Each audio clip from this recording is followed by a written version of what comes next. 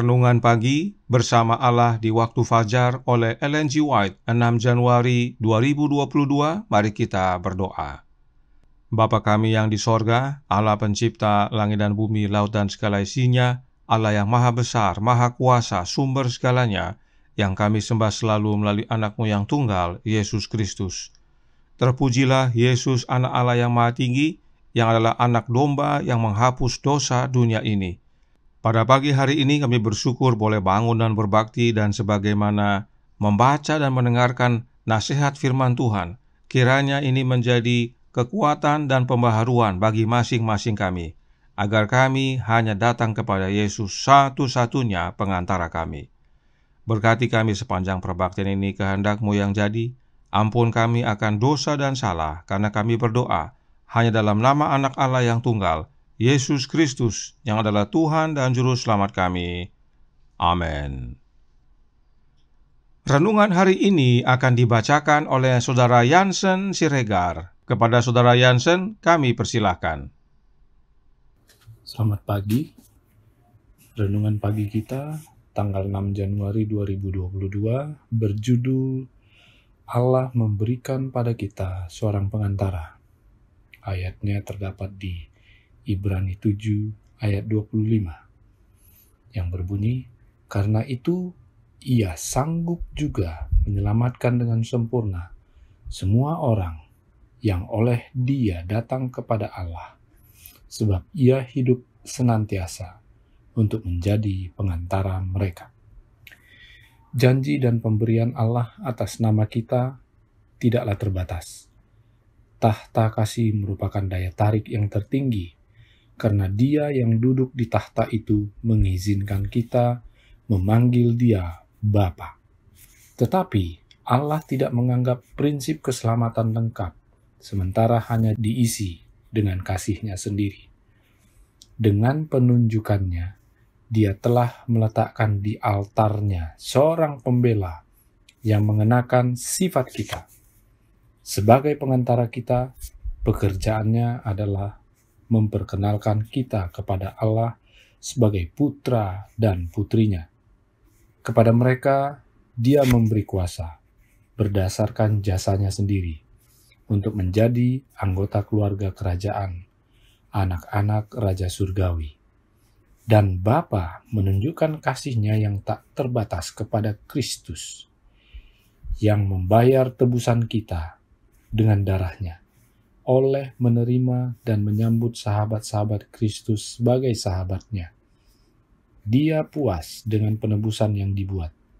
Dia dimuliakan oleh inkarnasi, kehidupan, kematian, dan perantaraan putranya.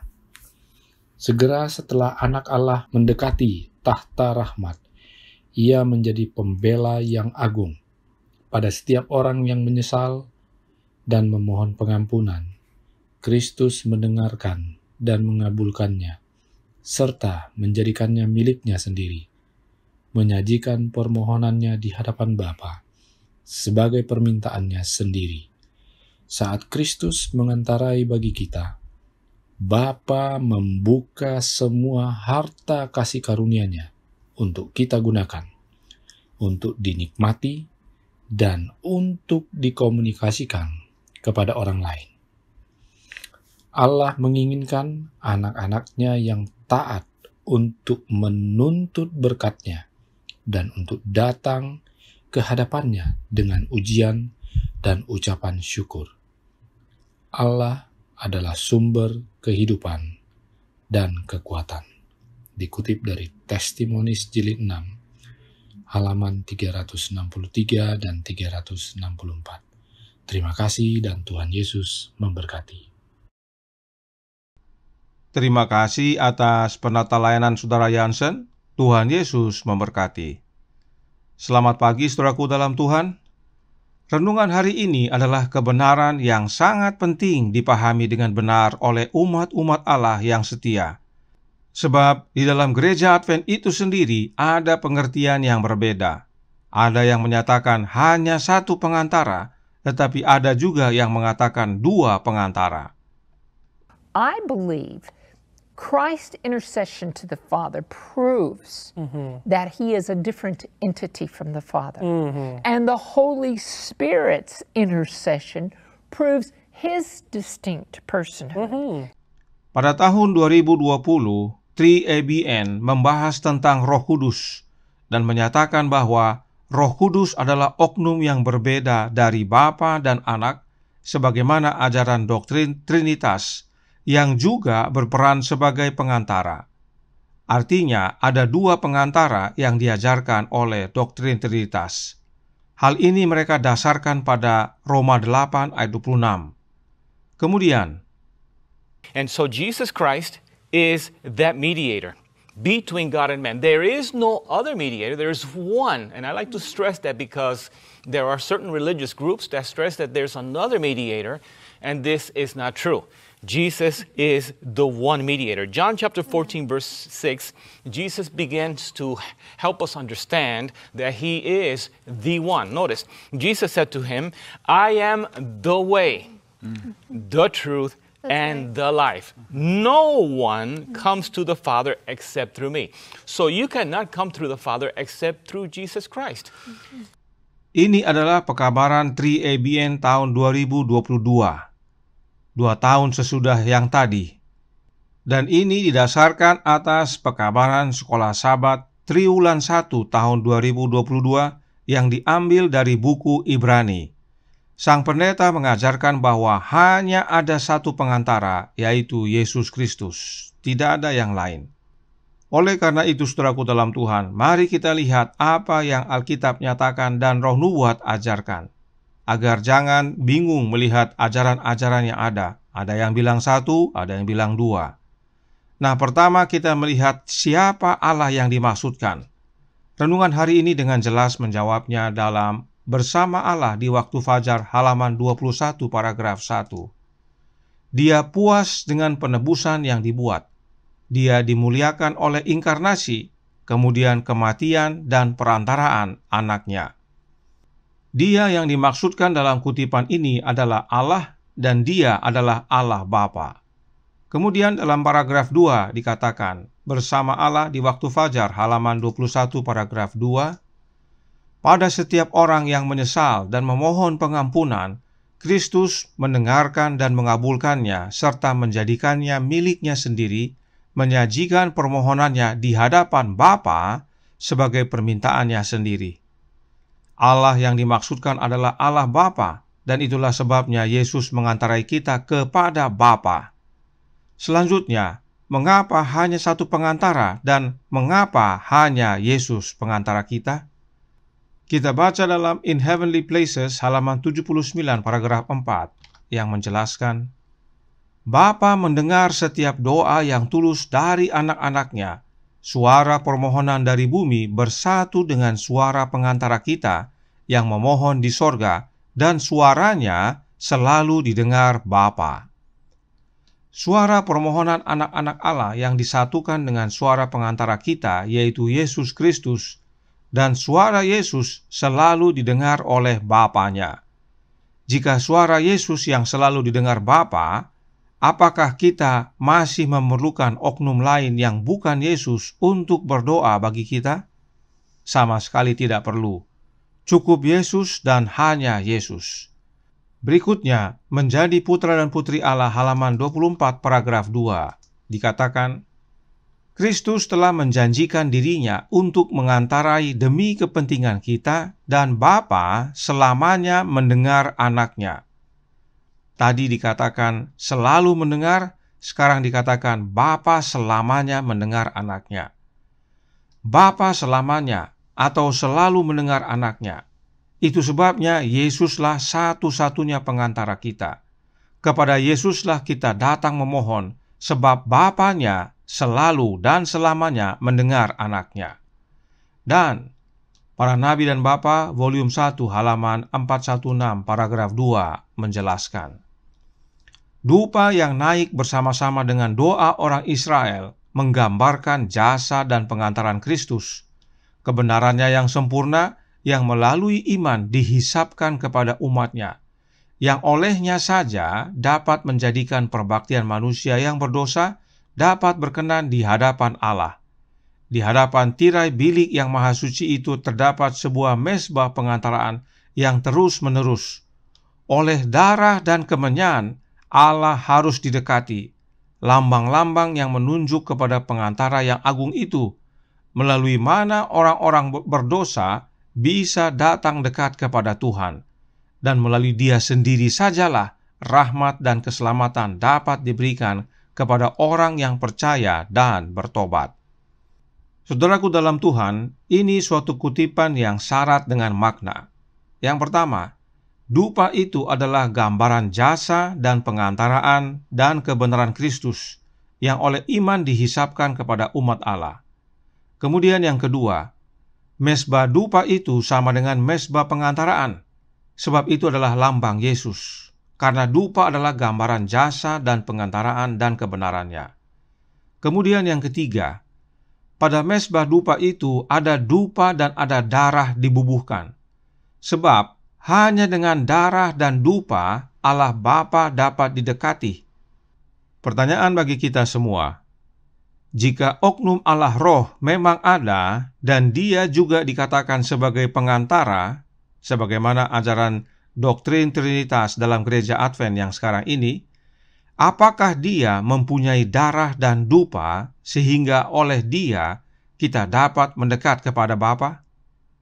Kemudian, apakah Dia punya jasa pendamaian, yaitu dengan datang ke dunia menjadi manusia, mati di kayu salib, lalu bangkit? Oknum Allah Roh sama sekali tidak punya darah dan dupa, karena memang Dia tidak punya jasa pendamaian, sebab Dia belum pernah atau tidak pernah menjadi manusia sebagaimana Yesus Kristus. Padahal untuk bisa mendekat kepada Bapa harus dengan darah dan dupa. Bisa lihat saudaraku dalam Tuhan, doktrin Trinitas sama sekali tidak alkitabiah. Hanya satu yang punya darah dan dupa, yaitu Yesus Kristus. Hanya satu yang punya jasa pendamaian, yaitu Yesus Kristus. Hanya satu pengantara kita, yaitu Yesus Kristus. Mereka yang mengajarkan ada dua pengantara, selain tidak alkitabiah, mereka belum melihat rencana keselamatan dengan benar dan belum mengerti doktrin Ka'bah dengan benar. Fokus mereka hanya membuktikan adanya tiga, tapi satu. Itu saja.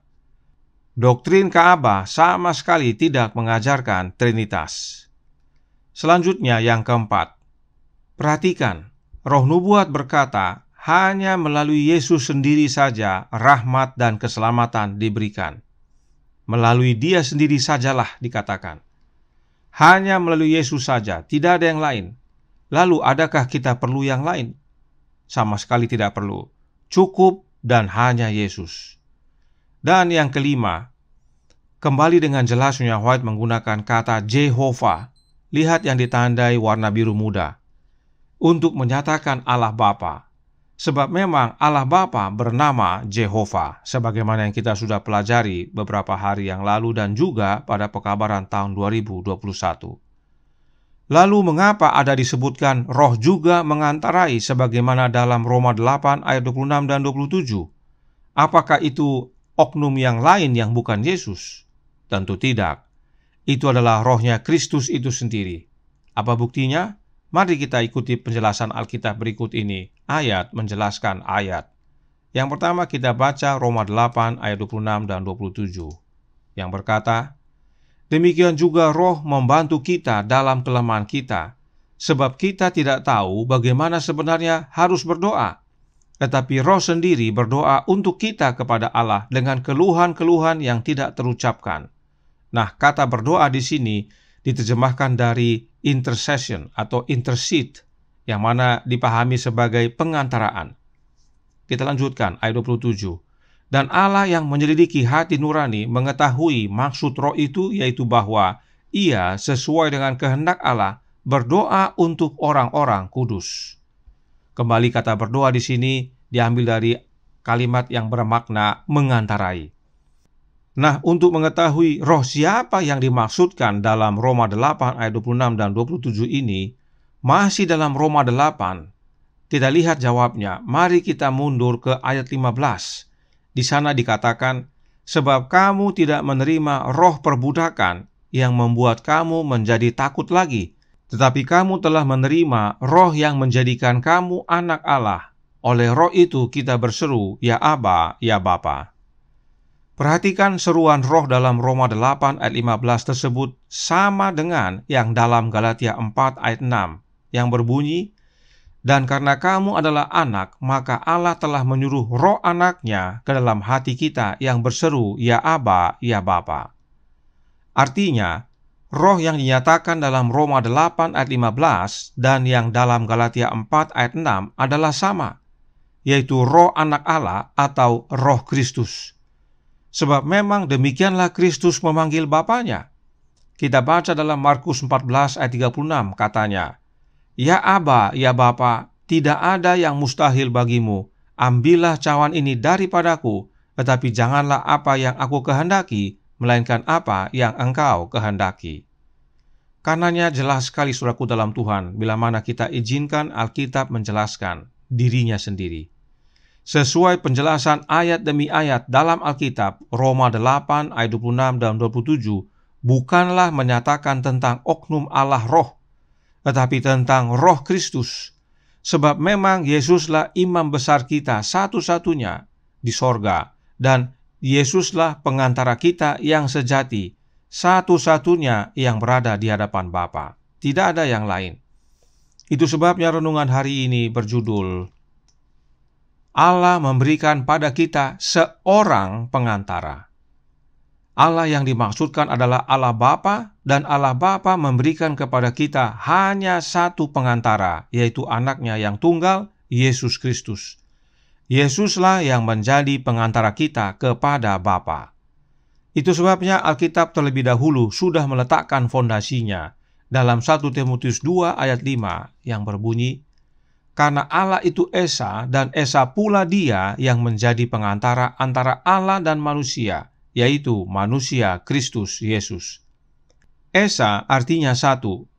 Karenanya ayat ini dapat dibaca menjadi, karena Allah itu satu dan satu pula Dia yang menjadi pengantara antara Allah dan manusia, yaitu manusia Kristus Yesus.